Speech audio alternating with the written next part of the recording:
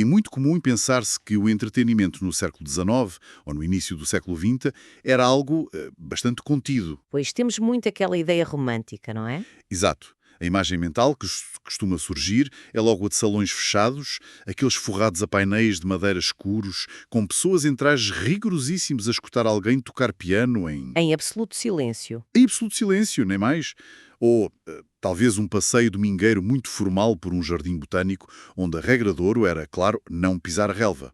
Sem dúvida. Coisas bastante seguras, muito regradas e, para os padrões vertiginosos da nossa era atual, talvez até um bocadinho monótonas. Mas sabes que o interessante aqui é que essa percepção de uma época excessivamente polida, essa ideia muito séria, ignora por completo a profunda agitação social e tecnológica que fervilhava nas grandes cidades. Havia muito mais barulho do que imaginamos.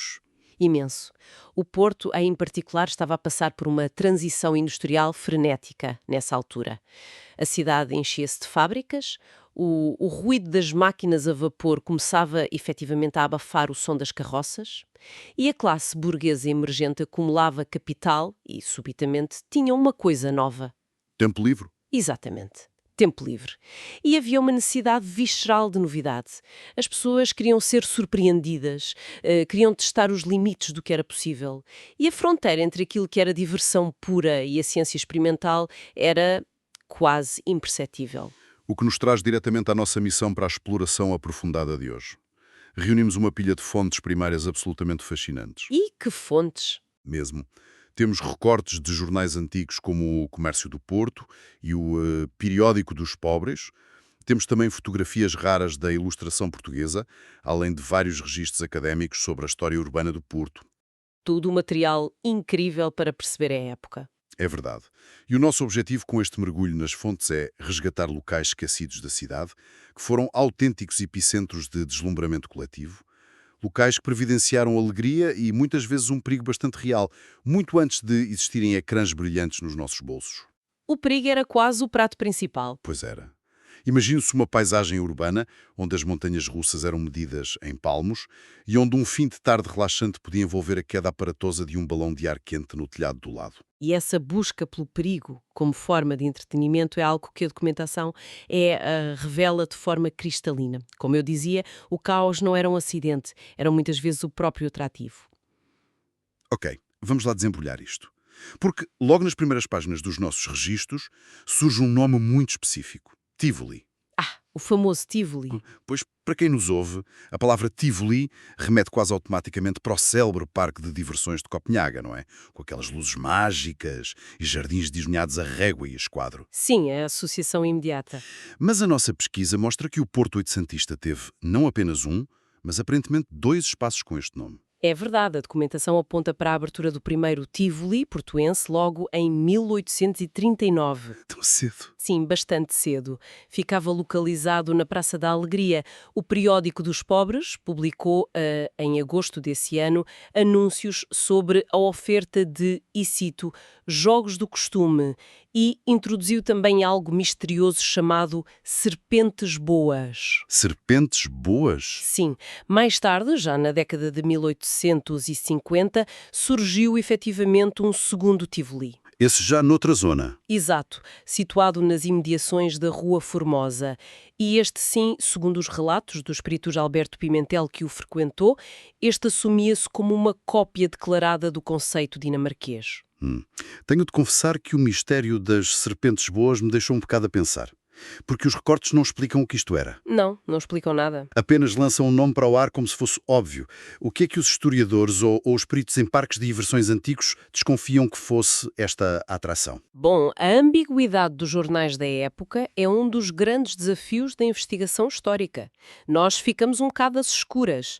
No entanto, analisando as tendências da engenharia de entretenimento da altura noutras cidades europeias, as serpentes boas seriam muito possivelmente uma estrutura de madeira ondulante. Tipo um escorrega gigante. Algo na linha dos primeiros escorregas de grande escala, sim, ou calhas gravitacionais, onde pequenos carros ou tapetes deslizavam a grande velocidade ao longo de curvas sinuosas imitando o movimento de uma serpente. Daí o nome. Fascinante. Era uma forma muito primitiva de brincar com a física e a gravidade, especialmente numa era em que as pessoas, não nos podemos esquecer, não estavam habituadas a deslocar-se a velocidades superiores às de um cavalo a galope. Pois a percepção de velocidade era completamente diferente e isso faz todo o sentido, especialmente quando olhamos para a atração que os anúncios destacavam com mais orgulho, a montanha-russa.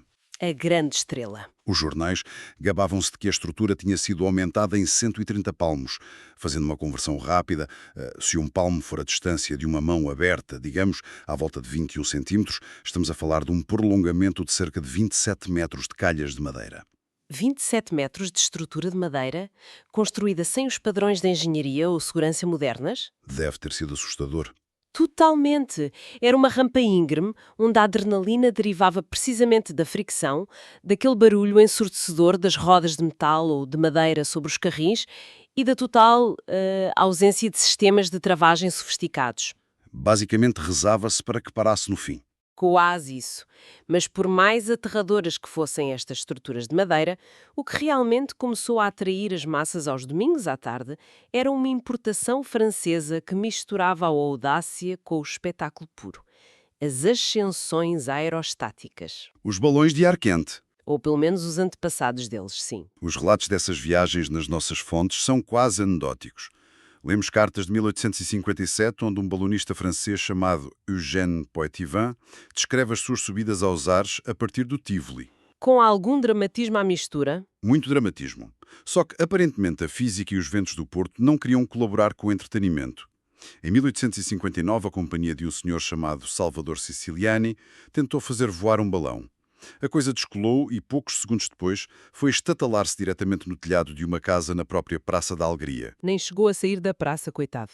E a grande questão que me surge a ler isto é como é que uma máquina daquelas, desenhada para flutuar suavemente, se transformava tão rapidamente num míssil desgovernado? A resposta reside puramente na química e na meteorologia. Em meados do século XIX, não se usava ar quente, como nos balões recreativos modernos que conhecemos hoje. Espera, não era ar quente? Não, nada disso. Estes aparelhos eram enchidos com gás de iluminação da rede da cidade, ou, pior ainda, com hidrogênio produzido no próprio local através de uma reação altamente perigosa de ácido sulfúrico com limalhas de ferro. Uau! Isso parece uma bomba relógio. E era um processo muito demorado que cheirava terrivelmente mal e resultava num gás altamente inflamável. E, além disso, o principal problema é que não existia qualquer mecanismo de direção. Zero controlo. Zero. Os pilotos eram literalmente atirados aos céus e ficavam à mercê dos ventos atlânticos da costa do Porto, que, como sabemos, são notoriamente imprevisíveis. Não havia leme, não havia propulsão. O piloto controlava apenas a subida e fazia isso atirando sacos de areia borda fora e a descida abrindo uma válvula de gás. É preciso ser louco. É como os desportos radicais de hoje em dia, ou aqueles testes de foguetões altamente experimentais vistos por multidões e com, uma grande probabilidade de acabarem mal. Sem dúvida. O que torna a próxima história dos nossos registros ainda mais difícil de acreditar. Avançamos para o ano de 1906. Há um balão majestosamente batizado de Liberal. Um nome muito da época. A expectativa é imensa. E quem é o destemido capitão desta maravilha aerostática que flutua graças a gás inflamável? Não é um engenheiro, não é um cientista, é um operário que fabricava charutos. Sim, o icónico Francisco de Carvalho. Um cigarreiro. Exato. O caso do balão Liberal demonstra perfeitamente a democratização do risco de que falávamos.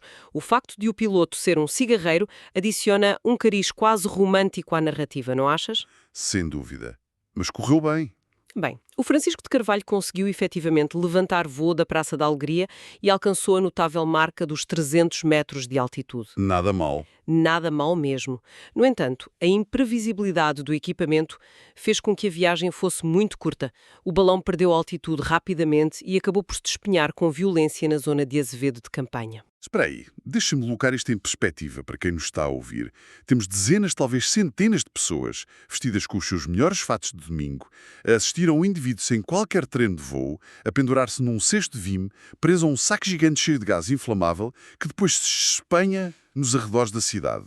Esse era o programa, sim. E há quem descreva isto nos diários da época como algo extraordinário e entusiasmante. Mas eu sinto a necessidade de questionar. Por que motivo é que as pessoas daquela época viam o despenhamento iminente de um balão e a queda no telhado de alguém ou num campo em Campanhã como um programa relaxante de domingo à tarde? Essa é uma excelente provocação, porque temos de nos afastar da nossa lente contemporânea. Hoje somos muito focados na segurança e na gestão de risco. Para a mentalidade do virar do século, o despenhamento não era necessariamente uma falha. Era o que então? Era a prova física da audácia. O que estava a ser vendido não era uma viagem tranquila de um ponto A para um ponto B. O que estava a ser vendido era a ousadia, a tentativa humana de dominar um elemento que, até então, pertencia apenas aos pássaros. E eles valorizavam essa coragem acima do sucesso? Claro, quando o Francisco de Carvalho caiu, a narrativa não foi de forma alguma a ciência falhou. A narrativa foi um de nós tocou nas nuvens e viveu para contar. O público urbano sentia uma atração magnética por este limiar entre a vida, a morte e o sublime tecnológico. É uma perspectiva fascinante, mas a verdade é que as pessoas que tinham os telhados destruídos muito provavelmente não achavam tanta piada a esse sublime tecnológico. Pois, para os donos dos telhados devia ser menos poético. Muito menos. E é precisamente essa saturação com o caos e a imprevisibilidade do ar livre que nos conduz à evolução seguinte. Se as poeiras, os balões a cair nas hortas e o barulho já não serviam, como é que os empresários do entretenimento capitalizaram esta necessidade de ordem e segurança? A cidade cria luz e conforto. Exatamente. A transição deu-se através da criação de recintos murados, sítios onde a natureza e a tecnologia podiam ser meticulosamente controladas. E o epicentro desta revolução geográfica e social no Porto acontece numa zona muito específica, nos terrenos que dariam origem à atual Rua de Passos Manuel. Que é uma rua centralíssima hoje em dia. Sim, no coração da cidade. Primeiro, os nossos registros mostram o surgimento do Grêmio Recreativo em 1903. Era um espaço num café-concerto ao ar livre, nos jardins de um proprietário chamado Manuel Monteiro de Sousa.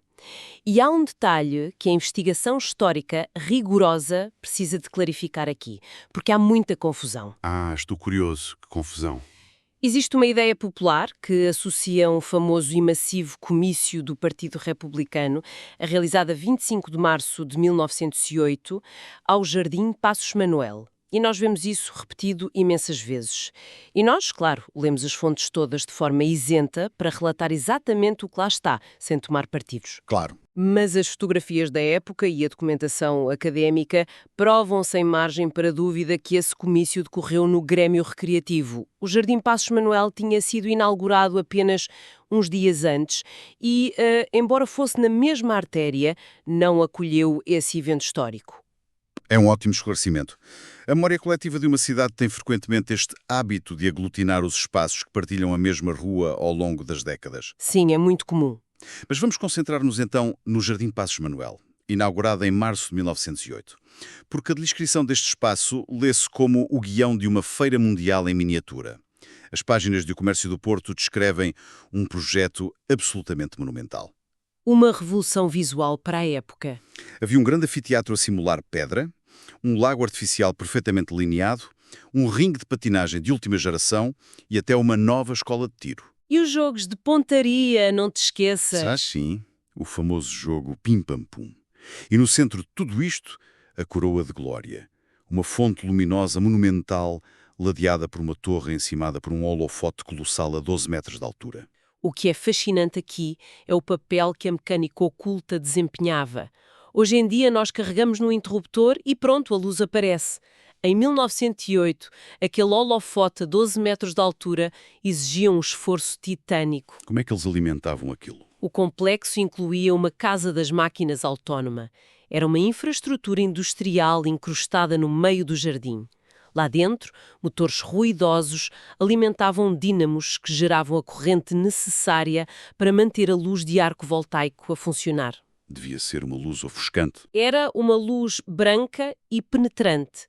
Rasgava a escuridão do céu do Porto de uma forma que as pessoas nunca tinham visto, contrastando violentamente com aquela luz trêmula e amarelada dos candeeiros a gás da rua.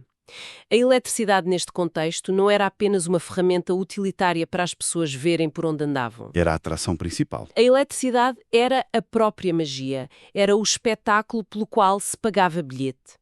A par disto, o recinto oferecia então esses tais jogos mecânicos de perícia como o pim-pam-pum, onde engenhocas complexas reiniciavam os alvos para o público abater. Olhando para a planta arquitetónica deste complexo, que mais tarde incluiu bilheteiras voltadas diretamente para a Rua Formosa e juntando o facto de ter o seu próprio gerador elétrico, o ringue, os jogos e até o recém-chegado cinematógrafo a projetar imagens, a sensação que fica é extremamente familiar. Lembra-te alguma coisa? É inegável que estamos perante o antepassado direto dos grandes parques temáticos ou dos centros comerciais modernos. Um recinto fechado que reunia um catálogo gigantesco de estímulos num único lugar.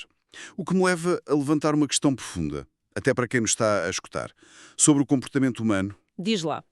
Até que ponto e de que forma é que a passagem destas festas de rua, abertas e orgânicas, para um espaço vedado e pago, alterou as fundações de como as pessoas socializavam na cidade? Essa analogia com o parque temático moderno é perfeitamente adequada. Ao colocar muros à volta da diversão e ao estabelecer uma barreira financeira à entrada, os promotores deste espaço, como o Luís Alberto de Faria Guimarães, que tomou a liderança do projeto a partir de maio de 1908, Certo. eles criaram, conscientemente ou não, uma ferramenta de filtragem social. As festas tradicionais de rua e as rumarias eram niveladoras. Ricos e pobres partilhavam a mesma praça debaixo da mesma poeira. Toda a gente olhava para o balão. Exato. No Jardim de Passos Manuel, a classe burguesa podia maravilhar-se com a tecnologia sem misturar os seus casacos imaculados com as classes trabalhadoras. Além disso, a dinâmica comportamental mudou imenso. Em vez de ser um participante ativo na festa popular, o visitante do jardim passava a ser um observador de atrações. Ah, percebo. Era mais passivo. Sim. Vi o holofote, assistia às quedas no ringue de patinagem, que aliás chegaram a ser filmadas, olhava para a tela de cinema. Estava basicamente a solidificar-se a figura do consumidor moderno de entretenimento, cuja função principal é pagar e contemplar. Aqui é que as coisas ficam mesmo interessantes. Porque esta necessidade de espetáculo contido e brilhante, a magia da mecânica em exposição, acaba por colidir frontalmente com aquele antigo sonho do balão a cair nos telhados. A vontade de subir aos ares. O desejo de voar não tinha desaparecido. Apenas precisava de uma tecnologia capaz de o domar. E tudo isto atinge um clímax absolutamente assombroso no ano de 1912. Esqueça-se o VIM. Esqueça-se o gás de iluminação das cidades.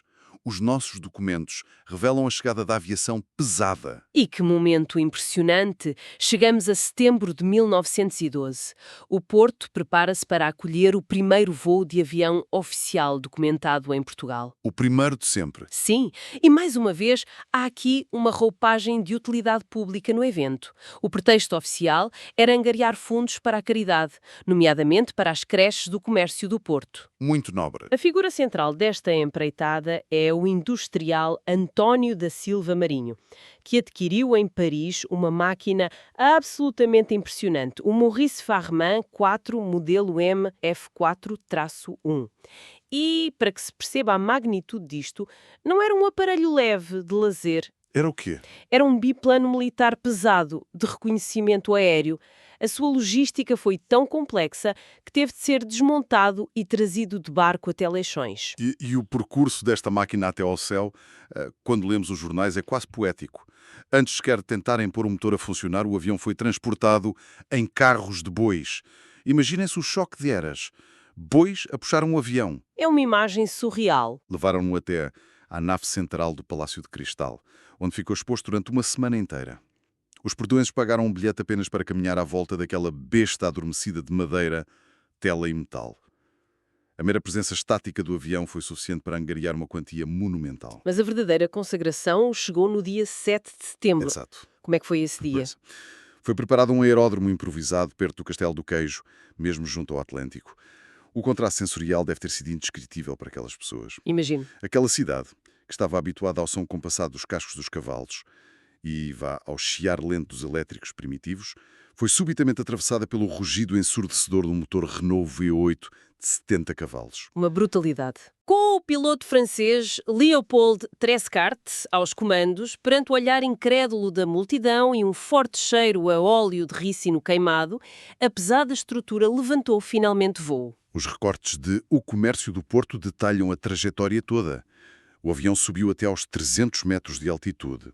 Curiosamente, repare-se, a mesma barreira vertical alcançada anos antes pelo balão do nosso fabricante de charutos. É verdade, 300 metros. Mas, ao contrário do balão à deriva, o Maurice Farman voou de forma intencional e veloz, a 90 km por hora, rasgando os céus sobre a Foz, cruzando Matosinhos e passando por cima do grande símbolo da cidade, a Torre dos Clérigos.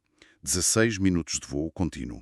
16 minutos de história. E a parte que eu considero mais arrebatadora, as estimativas da época apontam para a presença de cerca de 60 mil pessoas a assistir. 60 mil? Para dar o devido peso a este número, a população total da cidade rondaria as 200 mil pessoas na época. Estamos a falar de quase um terço de uma metrópole inteira a parar a sua vida e a convergir para um campo poeirento. A mobilização para assistir àquele voo, ou, por exemplo, no mês seguinte, para ver as acrobacias do piloto francês Paumet num aparelho Borel, no curioso hipódromo aeródromo da rua Oliveira Monteiro, isto demonstra o incrível poder congregador da tecnologia de vanguarda. É impressionante. Eu faço frequentemente a comparação deste momento histórico com um evento muito posterior. Para aquelas pessoas, em 1912, olhar para o céu e ver um monstro mecânico de dezenas de quilos a dominar o ar de forma controlada deve ter tido um impacto psicológico idêntico àquilo que a nossa geração ou a dos nossos pais sentiu ao ver a transmissão da aterragem na Lua em 1969. Sem dúvida. Foi a materialização súbita do impossível ali, diante dos olhos arregalados de toda uma cidade. E se ligarmos isto ao contexto geral da evolução do entretenimento, encontramos um detalhe histórico onde as duas narrativas, o deslumbramento com a tecnologia fechada e a conquista do céu, se entrelaçam de forma magistral. Como assim? Lembra-se daquele complexo de que falamos há pouco, o Jardim Passos Manuel, com a sua torre luminosa e o recinto vedado? Claro, o tal protoparque temático. Precisamente. Em 1912, o produtor e empresário portuense Alfredo Nunes de Matos decidiu mudar a sua empresa cinematográfica exatamente para as dependências desse jardim. Nascia assim a célebre Invicta Film. Uau! A mítica Invicta Film nasceu lá? Sim, e sabe qual foi uma das primeiras e mais importantes coisas que as câmaras da Invicta Film registaram para a posteridade? Não me diga que... Apontaram as lentes ao céu e captaram a primeira semana de aviação no Castelo do Queijo e os voos na rua Oliveira Monteiro. Isso é incrível. Isso significa que o entretenimento fechou um ciclo quase perfeito. Completamente. As pessoas iam ao cinematógrafo, dentro dos muros do Jardim Passos Manuel, banhados pela luz elétrica que tanto os fascinava, para se verem elas próprias no ecrã, a olhar maravilhadas para o avião. O jornal da época noticia com grande entusiasmo a exibição da fita da aviação no ecrã do Jardim Passos Manuel logo em outubro de 1912. Esta é a grande passagem de testemunho da história cultural urbana. Estava tudo a mudar. A sociedade estava a deixar de depender das estruturas de madeira perigosas das montanhas russas ou dos balões inflamáveis para sentir adrenalina. O milagre irrepetível de uma máquina voadora tinha acabado de ser capturado numa fita de celuloide. Podia ser rebobinado, podia ser projetado todas as noites numa tela através da magia do holofote elétrico. O entretenimento passava da experiência física direta para o reino da imortalidade virtual. Nem mais. E a partir daí não havia regresso. O que, ao chegarmos ao fim da nossa análise às fontes de hoje, nos dá uma perspectiva claríssima desta viagem fenomenal. Partimos das rudimentares calhas de madeira dos antigos Tivolis, onde o risco físico de voar num balão recheado de gás gerava a diversão da cidade. Depois mudamos de cenário. Assistimos à evolução da burguesia que preferiu enclausurar o espetáculo, trocando a rua poeirenta pela maravilha limpa e brilhante das luzes do Jardim Passos Manuel. E desaguamos no momento apoteótico em que um terço de uma metrópole susteve a respiração para ver um biplano rasgar os ares em 1912. Uma emoção que as câmaras da nascente Invicta Film trataram de transformar num produto visual eterno. Absorver toda esta arqueologia do entretenimento traz uma recompensa imensa para quem percorre hoje as ruas da cidade. De que forma? Porque devolve a espaços que agora parecem apenas utilitários a sua carga mágica original. Se imaginarmos, por exemplo, que a famosa Garagem Passos Manuel, que é uma estrutura imponente construída mais tarde, no final dos anos 30, assenta exatamente sobre os mesmos terrenos onde operou o Grêmio Recreativo e as primeiras projeções de cinema do Jardim, o asfalto ganha vida. É um exercício de imaginação fantástico. As paredes de betão atuais contêm os ecos fantasmagóricos daquelas luzes de arco voltaico e do barulho das antigas máquinas projetoras. Conhecer a história transforma um parque de estacionamento num santuário onde outrora se comercializou o futuro. Essa ideia da cidade como um documento escrito por cima de histórias antigas é brilhante, o que me deixa a pensar muito no trajeto que a diversão fez desde o século XIX até aos nossos dias. É um percurso longo. É. Curiosamente, depois de termos trocado o risco dos balões pelo conforto do cinema, há uma tendência moderna para fechar o ciclo. Hoje em dia, os grandes parques de diversões globais investem milhões em realidade virtual e simuladores de força G extremos, numa tentativa tecnológica de recriar artificialmente aquele exato nó no estômago que o público do Porto sentiu em 1859, ao ver um balão a despenhar-se na Praça da Alegria. Voltámos a procurar o perigo, mas agora é simulado. Exato. Mas há um detalhe que destoa profundamente nisto tudo. Consumimos todo este espetáculo, seja em simuladores, seja a deslizar nos telemóveis sentados no nosso sofá, de uma forma profundamente solitária e isolada. Cada um no seu ecrã. E ao visualizarmos as 60.000 pessoas de diferentes origens que cerraram fileiras ombro a ombro naquele campo improvisado em 1912, a unirem as vozes num só suspiro de assombro perante as hélices de um avião, a verdadeira reflexão final que o nosso guião deixa no ar hoje é esta. Qual? Ao ganharmos o acesso instantâneo e seguro a toda a magia do universo através dos nossos ecrãs individuais, não estaremos aos poucos a perder a rara e poderosa capacidade de sentir um genuíno deslumbramento coletivo?